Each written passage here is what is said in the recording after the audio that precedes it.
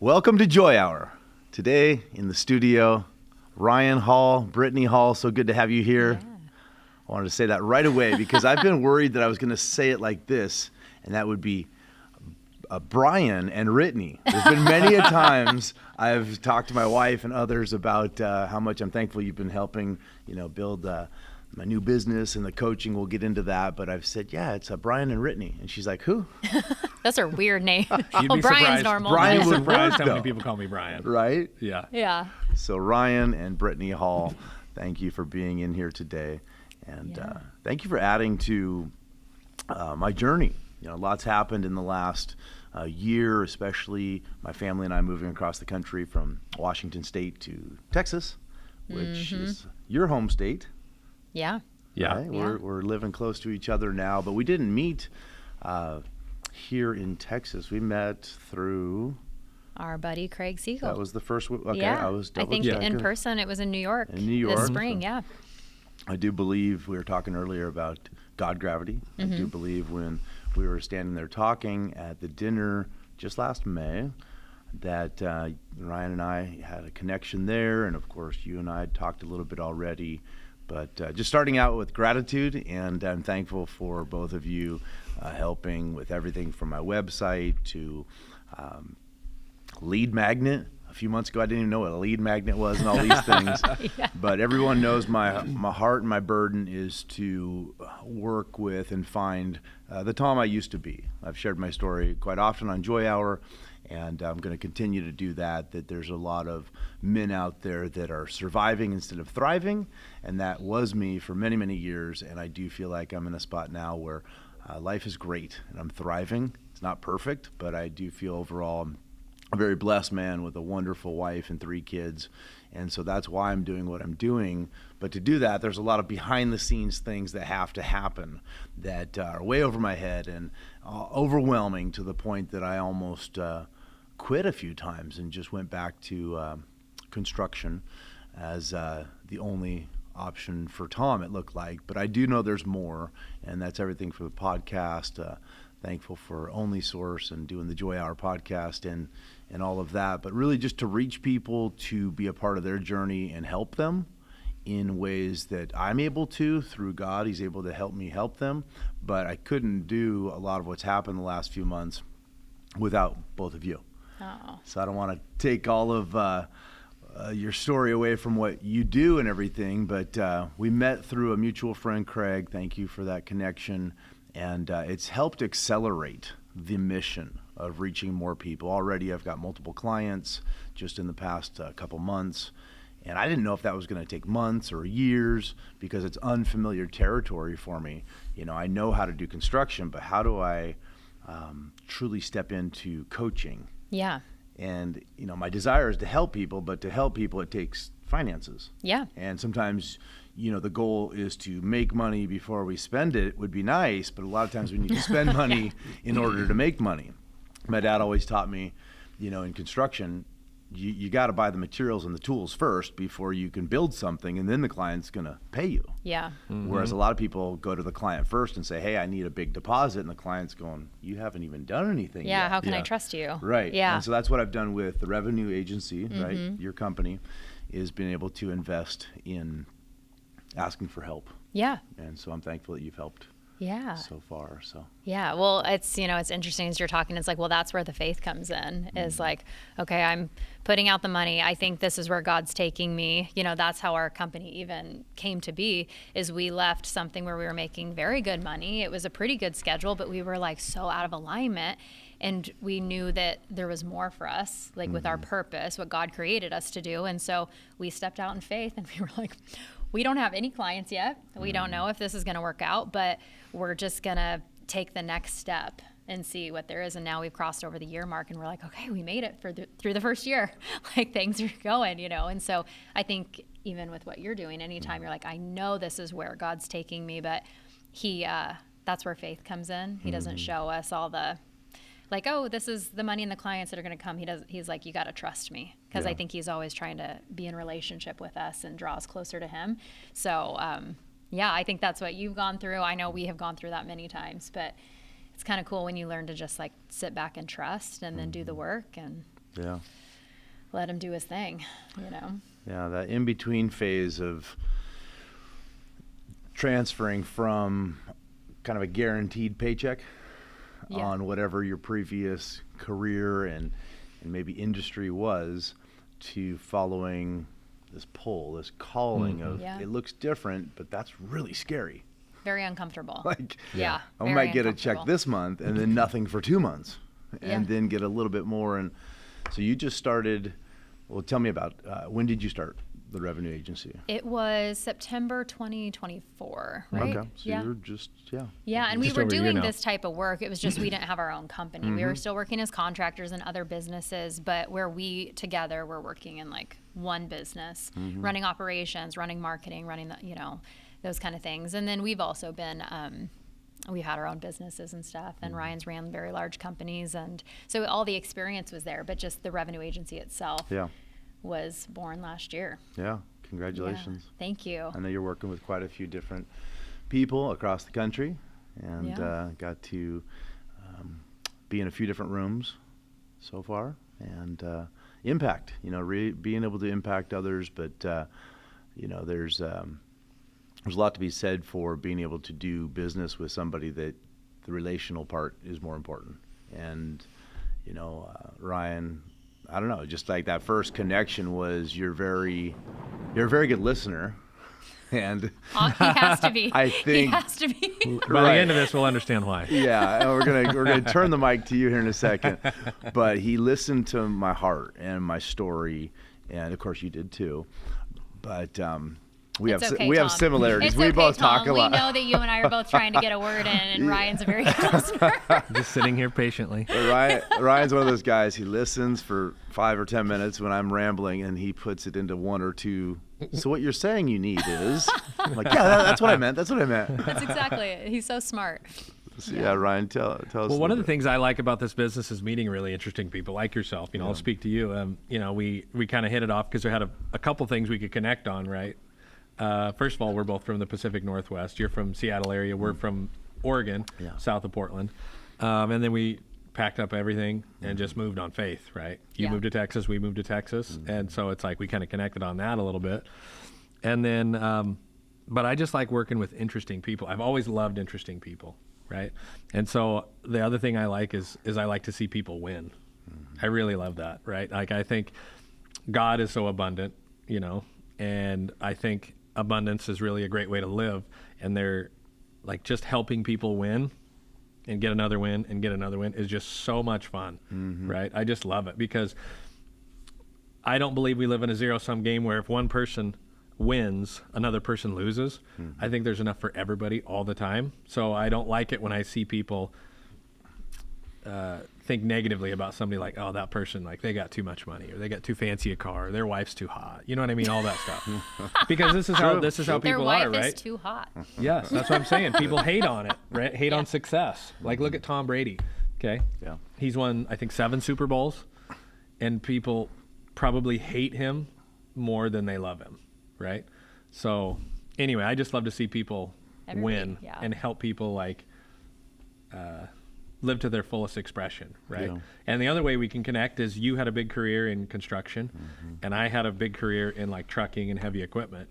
And then we completely went, we don't want to do that anymore because it doesn't align with how we are. Yeah. And I think you're a few years older than me, but, like, let's say we're in our 40s, and it's like we do this complete, like, transformation to do something totally different. Like, I didn't even own a computer till I was, I don't know, 35, Yeah. right? Because I was like, that's nothing for me, right? It doesn't have a Yeah. transmission and an engine. I don't want that. Yeah, total Right. identity shift. Complete identity shift, shift, right? So yeah. we were kind of on the same page, like, this is totally weird, but we have this faith that keeps us going. Yeah. Yeah. And so it's like, this is super scary, but it feels good. Yeah. It feels Yeah. right. Yeah.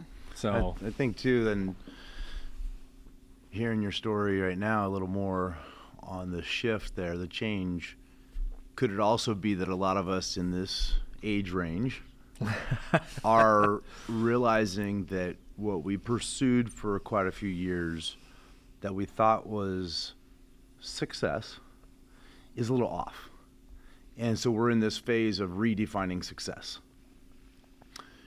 And on one side of my thoughts, it could be, well, I need to make the same amount of finances because that's what I'm living off and that's what I'm used to. Yeah.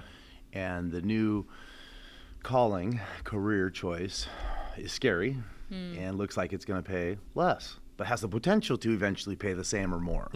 But in that identity shift, there's also this financial reality. Yeah. Like things aren't getting any cheaper. I mean, you go to the grocery store and walk out, and you're like, "What do we Like, buy?" how Oh, to spend I know. The other day I was $400. like, how long is that food gonna last with our teenagers? Yeah.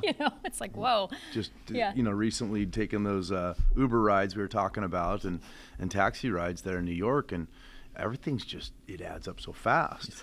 Yeah. And so for the listeners out there that are in kind of the midlife readjustment instead of midlife crisis, we'll call it a midlife readjustment.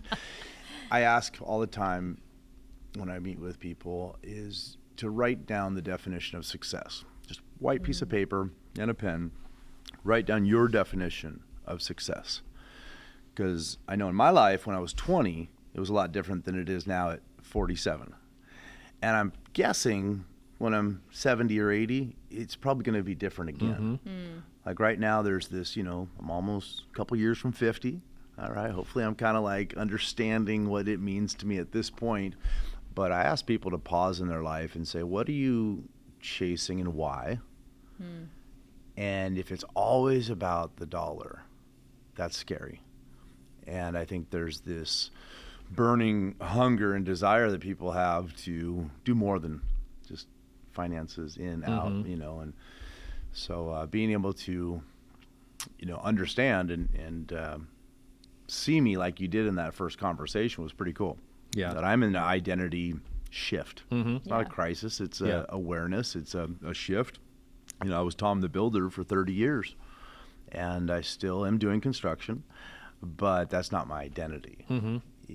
I'm a man of God that's called to speak to other men on what it means to be a father and a husband and a leader. And I also do construction. Yeah. Yeah. But how does that look when all of a sudden my paycheck's not coming in? Tom, you're a great leader. Here's $1,000. Yeah. Yeah. I still have to go out. I get to go out and cut down trees or dig a ditch or swing a hammer a little bit, of course. But in this, for any listener out there that's going through shifts, changes, ask for help. So even if you're not feeling called to be a coach, a speaker, an author, start a podcast, maybe you're being called to do ministry in your local church, but it's scary. I'm not qualified. I don't feel capable. That's great, because that's what God's looking for. Availability and obedience. But with that, asking for help is one of the best things I've ever done. And I'm sure you, through your transition, you have people you're going to Oh and yeah. hiring and asking for help. And so with that, it's growing pains. There's been many times in my office I sit there and go, what am I doing? Why not just go back to what I know Yeah. Yeah. always worked for 30 years when it comes to financial success? But in this shift, what I like about even the website I'll touch on that you all created for me was I gave a lot of verbal spaghetti. And somehow between you and your team, when I saw the website, I'm like, oh, that's awesome. That's exactly what I meant. Yeah. But it was a lot more condensed. Yeah. And so everything from that to you introduced me to a few other great people that have been a part of this. So Yeah. Well, and I think that, you talk about success, and the word that kept popping up in my mind was there's success and then there's fulfillment. And I think that when we can marry the two, that's really when we're like working in our purpose. And I think that we're all put here on this earth with our own gifts, and we're meant to help each other along the journey. I think that's why, because if there's not a point to it, it's like, what are we doing here? Yeah. Like, what is the point of life? I'll say that to Ryan sometimes. I'm like, is this just all a scam and we're just all little like cogs on the wheel? It's like there has to be a bigger purpose here, which is where our faith comes in. And so it's really cool that we get to use our gifts, and our gifts are very different. We have members on our team that have very different gifts than us, and then you have a very different gift. And so it's cool when all of us get to come together, use our gifts, and create this thing that now you get to go run with. and take it to the world and help more people. Yeah. And you want to help men.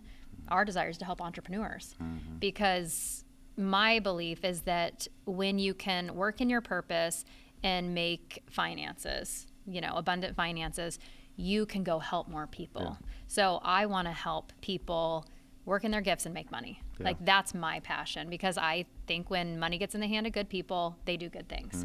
So that's why people have asked me, well, what do you do? It's like, well, yeah, we're in marketing, but it's like, what does that really mean? And I go, really, at the end of the day, I love to help people make more money. Yeah. That's what I love to do. And that might sound really transactional, but it's like, we work with the good guys who are doing great things in the world. So if we can help them, put some gasoline, behind their mission, great. Then it's like, now, then we get to work in our purpose, have success and fulfillment. And so I think that's really what it's all about. That's such a good analogy on the gasoline too, is what good is it going to do if you have the desire to do something, but you can't keep the lights on. You have no means, to be able to go do it. And that's going to weigh on you so much that it's going to hurt the cause, the calling.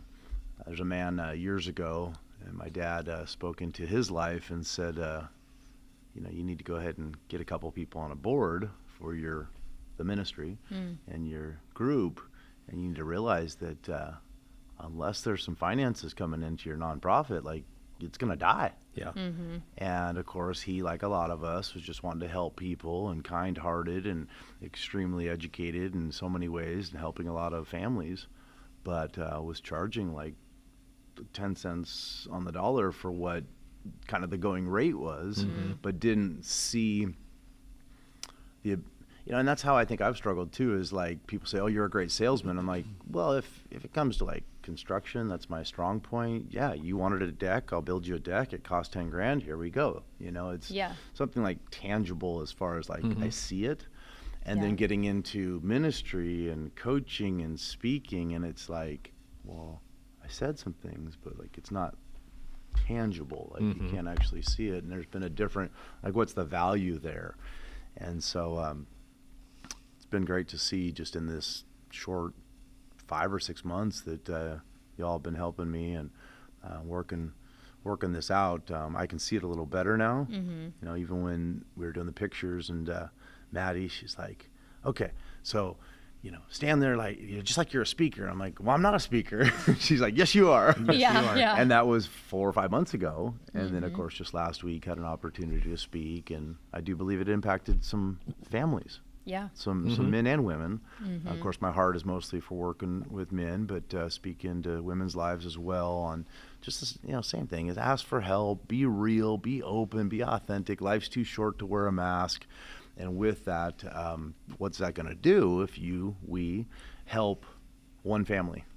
Yeah. That ripple effect can go on to hundreds and hundreds of their relatives, their children. And so, ask for help, and there are people that God will bring to you that will step in and be able to help the mission. Yeah. But a car without any gasoline is a great example of this whole topic. And people, get off sometimes when we start talking money, right? People have a lot of money stories, right? A lot of beliefs around money, and money's bad, or you shouldn't want it, or whatever. But it's like, well, it's a very necessary tool to live your life. Yeah. It's just the means in which we use it to trade for electricity, for food, for it's just a part of our system. Yeah. And if you don't have it, life's pretty hard, and then you're going to become a burden on somebody. Yeah. Because you need things to live. So I do think it's a lot of people don't like to talk about it.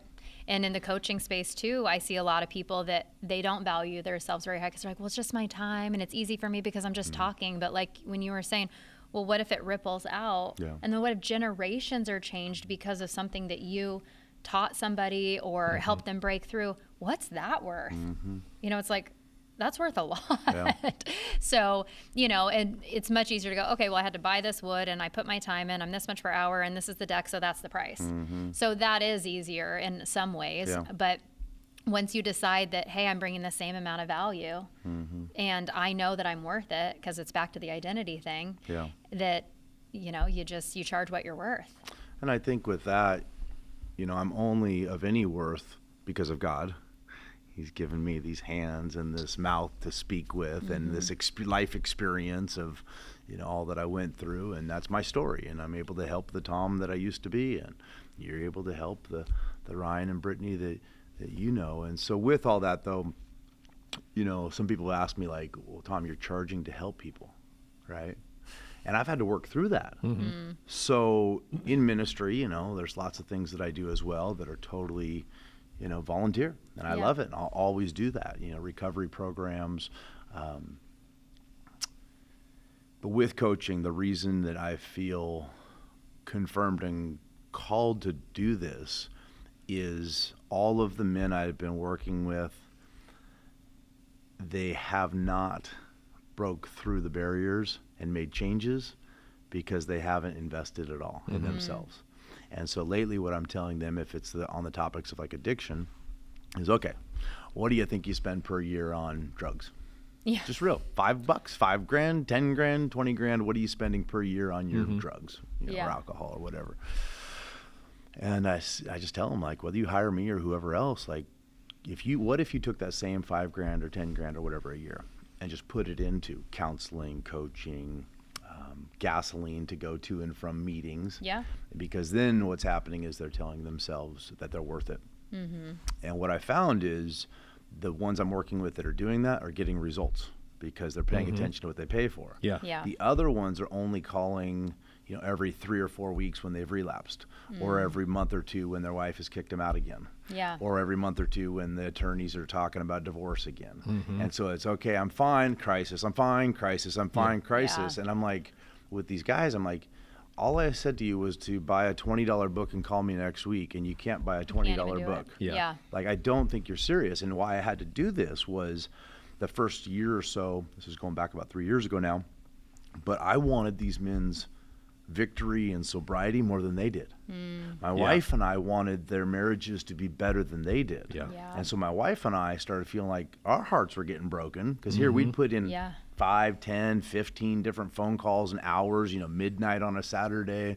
When you have your own kids at home that Right. you guys are taking care We're of. at the dinner table, we were grabbing our phone. Oh, this is my so-and-so friend. I got to grab it real quick. Yeah. And they're over there just drunk or high or arguing or whatever. So I wanted their sobriety. I wanted their victory more than they did. And so a guy told me, he said, be careful not to ever let your commitment be more than theirs. Yeah.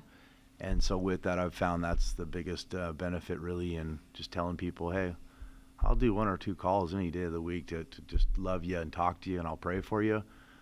But you need to figure out who you're going to hire and pay.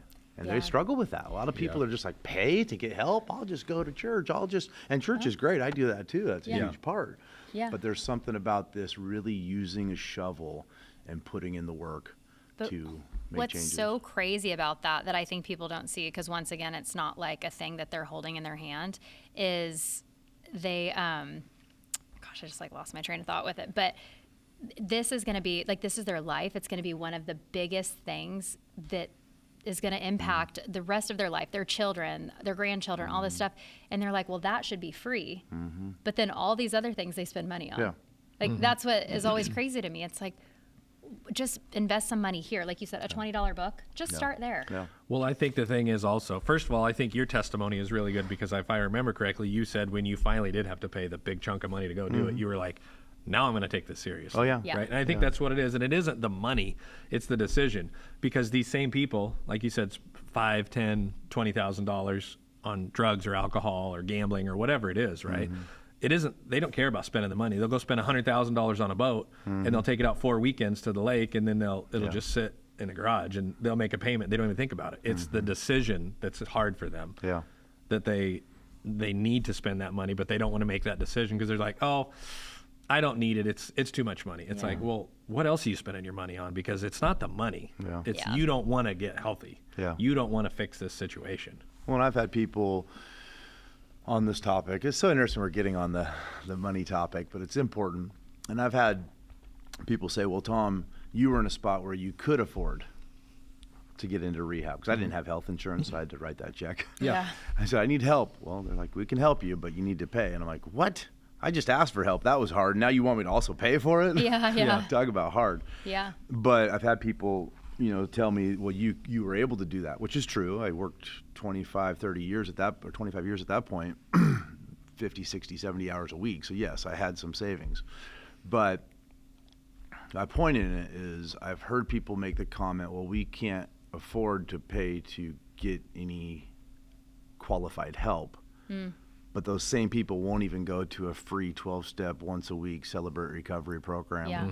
They won't even take a bus or drive to an AA meeting once a week or twice a week. It's like there's free options everywhere. Yeah. And I still use those. I've always used those these last 4 years, and I always will. There's still many, many free options out there.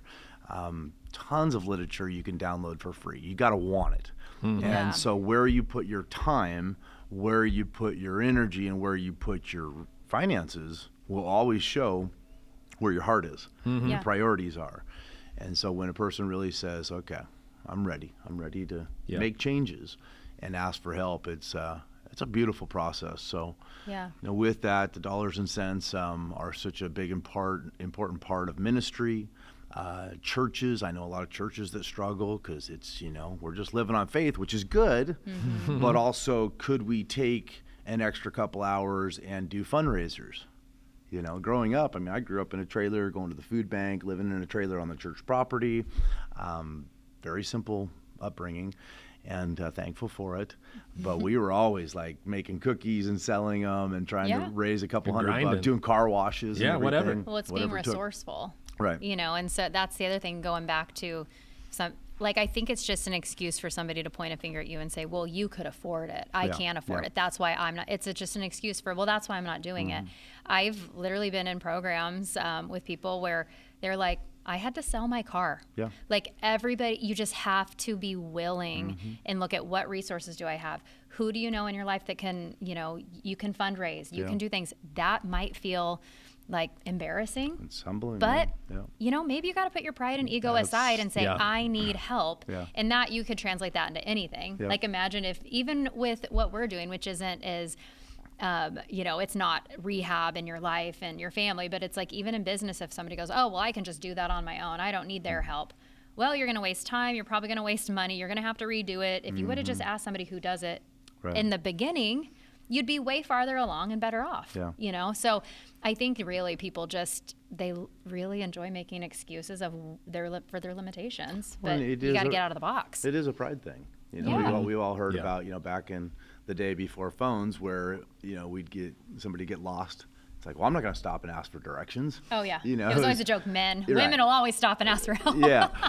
But then that's true. Yeah. We're talking to both here, but yeah, with that is ask for help. You can't figure something out, just ask for help. And I think what's interesting since the internet, and even more so now with AI, is there's this kind of thought that goes through people's minds of, I'm not supposed to ask for help because it's all right here. I can ask my devices.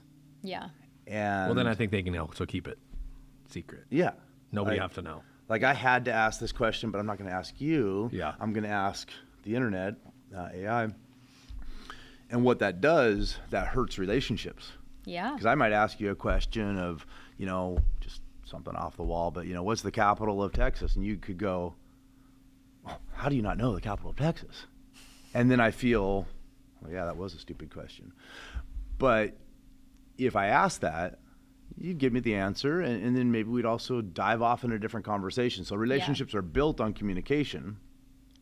They're broken on the lack thereof, which is that whole thing that's going on with isolation versus connection. And I think, again, these here make it feel like we're not supposed to ask for help in any area because all the answers are free. They're right here. But I tell you, if you are going through a shift in your career, a shift in your life, if you're going through addictions, if you're going through challenges, if you're feeling like you're the only one dealing with depression at the moment or anxiety or suicidal thoughts or any of that, believe me, within a phone call away, there's going to be somebody that can go, I got you. I've been there. Hey, I still go there sometimes, but here's some tools that work. And so with that, I believe asking for help, I've said it before, but is one of the best things we can do all throughout our life. Yeah. I think, it's interesting to see kids. I've got a 10-year-old right now that all he does is ask questions all the time. Hey mom, hey mom, hey mom, hey mom, hey dad, hey dad. Yeah. And there's times I'm like, man, is he gonna ask anymore? Like, But yeah, I'm right. glad he Go does. talk to your mother. Right? Yeah. But at some point, you get in those teenage years, and then we get into our 20s, and we're adulting now. We should we have know- it all now figured we know out. everything, you yeah. know. But get in the right rooms with people and reach out and ask for help. So, in the audience, trying to get this message through of asking for help, trying to get the message through of how important it is to bring people into your world that can help you still walk by faith and trust God 100% of the way, but also on those days you feel like you're sinking, keep your eyes on God, but look a little bit around where God might use somebody to say, hey, all you need is a website. I can do that for you. It's going to cost a couple bucks, but let's talk about it. Because I'll tell you, with even back to my website, had I made my own, which I don't know how to, but had I figured it out to make my own, because I'm sure, I could have. AI, man. AI could have taught me, right? Yeah. And so we're on this one, and this is so important. We're living in a world that AI can be a blessing or a curse. But if I was to create my own website on AI, I don't think I would. I know I wouldn't have come around to seeing myself in this new calling of what God's had in my life. Whereas with you and your team, they asked a few questions, and I did some input. We had a couple meetings, and when it came out, I'm like, that's exactly what I'm trying to do. Well, what it does is it gives a person confidence, because like our team member who creates the websites and stuff, I'm great at talking to the person and then, relaying it to her. And it's like we share a brain and we come up with this beautiful product. And this is just one piece of what we do for people, but it is really cool when you can see it like online and you're like, that's me, Yeah. And it gives you this confidence to go, I can go take this out to the marketplace with confidence, and I'm the real deal. And that's really what it creates for a lot of times people too, is it gives you this, I don't know, it's kind of this new identity of like I look professional, Yeah. like I'm the real deal. And that's huge, Yeah. because when you're brand new starting a business and you got to go find people and have them believe that you can help them, Yeah. you need to, that's like, you want to go out with your best foot forward. Well, and you want other people to vouch for you. It's Yeah. one thing when I go out and say, I'm a great contractor. I'll build your house. I'll build your deck, and it's going to be great. And they're going, yeah, I'm sure you're going to say that it's going to be great. You're the best contractor in the world. Yeah.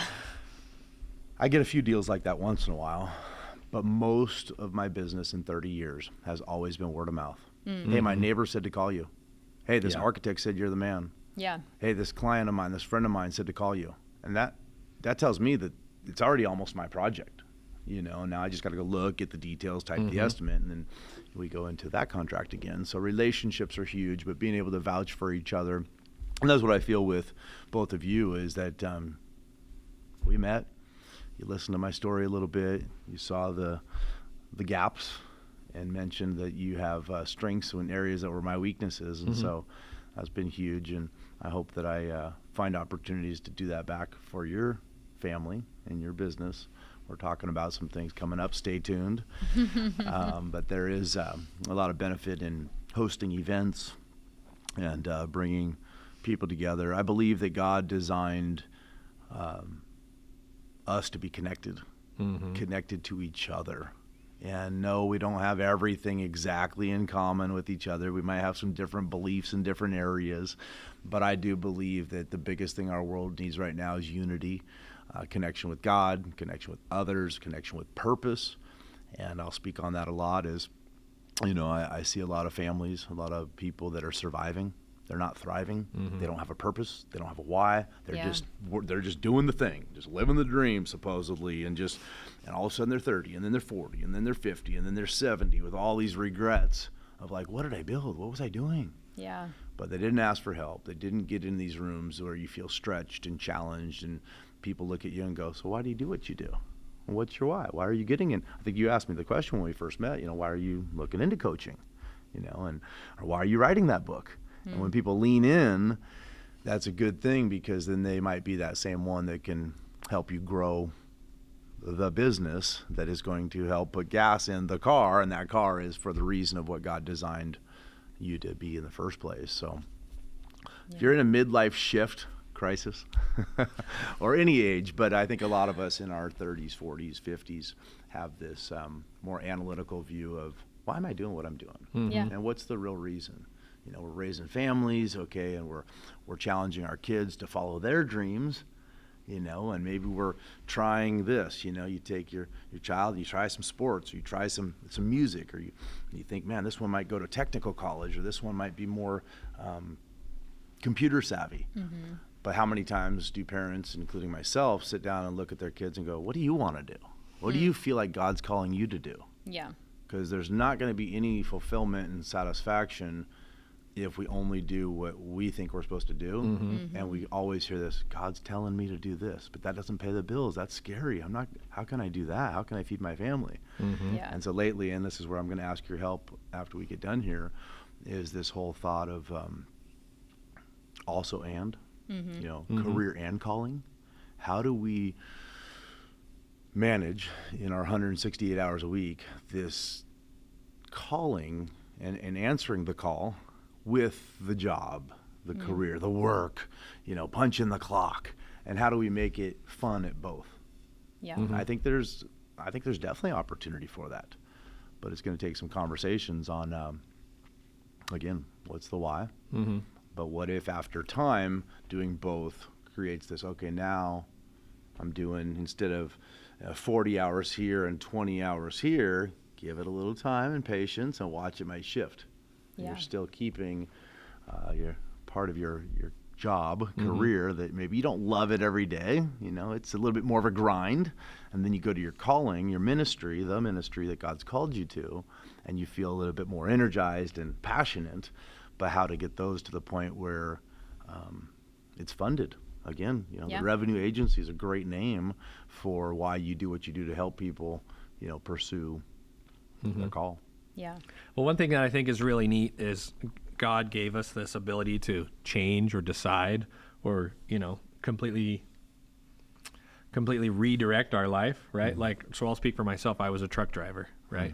And then I was a heavy equipment operator, and I had all this whole definition of success written out that I wanted. And then I started achieving these, and then I get to the point where it's like, man, I did everything I said I wanted to Yeah. do. And you had 2 phones. I You did it all. Yeah. worked, you know, Yeah, 2 12, phones, 13-hour worked days. 70 hours like you did Yeah. for, that was it, everything. Yeah. All I did was work, and I had this whole identity.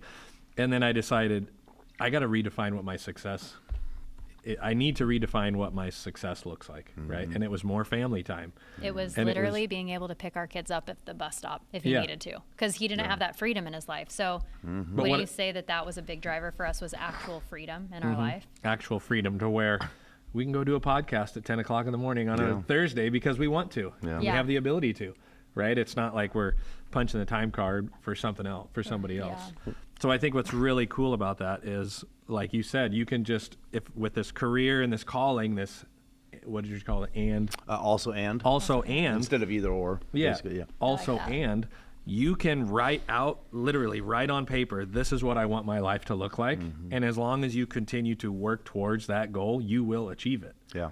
I think that's amazing for people to think that, to understand that, Yeah. because I think they get, I think people believe they're stuck. Yeah. Right? Because there's a lot of friends that still drive a truck, right? Because that's the only thing they know that I worked with forever and ever is they're just going to do this because you know what? Their dad did it. Or they still live in And Oregon. their grandpa did it. And they're like, I don't know how you guys Yeah. did it. It's like Yeah. we had an incredible life on paper in Oregon. Yeah. All of our family was there too. But they're like, well, you know, oh, well, you guys could do it. You know, you could do it. We can't. It's like we had all the same limitations that you had, you know, but it's So just deciding. It's just deciding Yeah. what you want to do and then taking steps to move towards that. Yeah. Right? Like, it's not easy to pack up your whole family and quit your business and move to Texas. Like we you're going both to be know in that. new schools, you're going to be in new sports teams. New we schools, don't have any new friends. doctors, new Yeah. address, then you got family that's telling you you're doing the wrong thing. You're dumb. Right? Like, there's all these things that go into it. Yeah. But it was what she heard it in church one day where God said, sell everything and leave. And she's like, are you I was sure? like, do you mean I should sell my car and we should lean out? Like, God, what do you So, mean? Talk about the lean out, because I was just going to bring that up. Yeah. What do Well, you- And it's funny because we were in this business, and there was actually a lot of pastors. It was a network marketing company. It was great. It taught me a ton. But they kept talking about, get lean in your life, get lean in your life. And I was like, that just doesn't align for me. Right. Like, I was like, You mean coffee once a week instead of every I was day? like, well, because I was like, it just, and some people do that, and that's Yeah. great, and they need to do that. We were in a place in our life where I was like I'm a big like gut feeling, and not like from I don't want to do that, but I was like, no, that literally doesn't resonate with me. I don't think that's like my path. Yeah. But so I was kind of like struggling on that idea, because we had 80 acres, a beautiful custom built home. We had newer cars. We had a tractor. We had the kids in private school. Like, we had this beautiful life. Yeah. And we were managing all of it, but it was also kind of challenging. So I was like, do we need to get lean? Like, do we need to go to one car? Do we need to sell things? Do we need to cut down on whatever we're doing? But I don't personally work well from that. I work from like, okay, we got to go get it. You work in creation. I work in creation. I don't work in, we got to strip down, and I got to work from lack, because that just doesn't work for me. Yeah. But some people it does. So you got to know yourself on that. But yeah, I remember I was actually walking on our driveway, and I had worship music playing, and I was just like, okay, God, like, I just feel this pulling. I don't know what this looks like. We were thinking maybe we should move out of state, but then also like my parents had the property next to us. Like, we were very established there. And, in my head, I just heard sell everything and go. And I was just like, what the heck? So toying with that, I didn't even want to tell Ryan. I don't think you did for 2 weeks. No, I was like, he's going to think She's I'm crazy. like, I don't want to put that burden on him, but he's so good, because you're so faithful. Like, you're such a faithful man, that he was like, what do you think that means? Like, he was trusting in what, God was telling me, and we talked about it. And then, just one thing kind of led to the next, but it was probably one of the toughest decisions we've ever made. Yeah. Oh, for sure at this point. Yeah. Yeah. But we're always real big on, we're just going to, okay, this is what we think we're supposed to do. How do we even get onto this? Who knows? This is, Here we go. but we're big on, I think this is what we're supposed to do. It feels right. Yeah. Yeah. It sounds right. Like, we pray on it, and we think this is what God is telling us. So my prayer is always, God, I'm going to keep taking steps towards what I think I'm supposed to be doing. Yeah. But like, if I'm not supposed to do that, definitely throw a big roadblock in front of me so I don't miss it. But until then, like, I'm just going to keep going. Yeah. And so many things in our It life. was just green light, green light, green light. And then it gets Yeah. really scary, because it's like, Oh shoot, Oh, I am gosh. supposed to do this. This is crazy, And but like, I'm just going to keep going. your family was very supportive. My family was so mad, like so mad at us. But what's crazy now is I've always been close to my parents, but it's almost like I have a better relationship with them now. Yeah. Like, there was just been, like, God knew better, but we had to trust him and walk through kind of those fires, and And there was a lot of really a lot of uncomfortable scary, quote things. unquote, Yeah. Things or uncomfortable things that are like, oh man, I don't know. Or there's so many ways we could have been convinced to turn around. Yeah. But we're like, I don't think that's what God wants. I Yeah. think he wants us to keep going. Yeah. And in the end, like, things took a while, but it ended up being better for us. Yeah. And we were like, okay, that's why you made us wait. So I know you said, we'll talk about, getting lean. And I'm like, I know what that concept means. I've never personally done it. Because like I said, I'm like, that's not for me. Yeah. But I do think that some people, in different situations, if you're really overextended or things like that, and your finances have got completely messy, you do need to get real with that. We weren't in that situation, but if we were, Yeah. that probably would have been a different conversation. Well, I I think- think it's to chase money. I think it's just a hamster wheel. Yeah. Right. And so I think that's what the jet boat, the motorcycle, the hot rod, like all that stuff it's just a hamster wheel, right? Yeah. You're just chasing something that's endless. And don't get me wrong, I love all that stuff. I had the jet boat and the motors. I had all that stuff, and I really enjoy it. But there's no fulfillment in any of that, Yeah. right? It's just empty. So I think just finding what fulfills you. Yeah. Yeah. So the scriptures that come to mind, so I love the book of Ecclesiastes. There's 12 chapters. And Solomon was spending his life on this journey of like, what's the meaning of life? And he was the king, and he had the money, and he had at one point got as much education as he could. That's gonna That's going to be the answer. And of course, it talks about it's like chasing the wind. Vanity, vanity, all is vanity. And it gets to the end and it says, the final conclusion of the whole matter, man's whole duty is to fear God and obey his commands. Well, I couldn't hear God's commands because my life was so noisy. And I also wasn't really reverent. Fear means to reverence and respect. And to think, what would God do? Would God operate like this? Would God act like this? Would God talk like this? Would God do this? You know? And so when I started doing those things a little better and truly living each choice and each moment, each day as a, hey, God, would you do this? If he was here right now, would he make the same choice? Started to live a lifestyle that was fearing, respecting, and loving my Savior that died on a cross for me. And fearing him, what happened was I could hear his voice clearer. So when he said to move to Texas, I was like, that's God. Like, that's not Tom, because I never wanted to move in my life. I had a view of the mountains. I had 5 acres. I mean, it was beautiful. Yeah. I actually had a pool there, and I don't even have a pool here. You really That's need kind a of pool crazy. here. I know, but we have a tiny little lot. Game changer. There we Yeah. had 5 acres. Yeah. But with all of that, you will know. So talking to the listener out there, we're going to wrap up here in a couple minutes, but talking to you as we close out, if you will be still and meditate and journal and hold the Bible and read the Bible, God will tell you what it looks like for you, because it's not the exact same as us, and ours aren't even the same as each other. There's some similarities, but what is God commanding you to do with your outgo of your expenses, your spending, with the use of your time? And if you time block your hours and you budget block your finances, you'll start to realize, like, you can move across the country, you can downsize and be lean and still have actually more joy than you do now. A lot of things in life, they're nice, but they're not necessary. I've found that, you know, buying too many things, they talk to us, right? I had a boat one time, I used it like once. But the annoying part was every time I saw it, it was like, use me, you bought me, use me, you bought me. And then there's maintenance, and the battery won't work when I want to start it. And it's just like, why did I buy this boat? I should have rented one a couple times instead of buying a boat. Yeah. Nothing wrong with the boat. If you can have a boat and you use it and it brings joy to you and your family on the weekend, then great. But boats aren't for everybody. So with that, analyze and look into your life of where are you spending your time and your hours. A lot of people say, oh, I couldn't do that, I don't have the time. And it's like, you spend 9 hours a day on your phone. I'm pretty sure you can cut that down to 7 or 6. Like, you can make the time to go exercise. You can make the time to read your Bible. You can make the time to go to a church service. I mean, come on now. But unless we be honest with our choices of how we use our hours and how we use our dollars, then we also will feel stuck. We can't change. And then there's a jealousy. Well, they did. They made this big leap of faith. I wish I could, but I can't. Yeah, it must be nice. Yeah, it must be nice they could. They could afford it. Yeah. No, we chose. Like you said, you decided to. Yeah. So make that decision. Ask for help if you're going through struggles, and feel like you're alone. There's a lot of us out here that are ready to talk about it and be there together in your journey.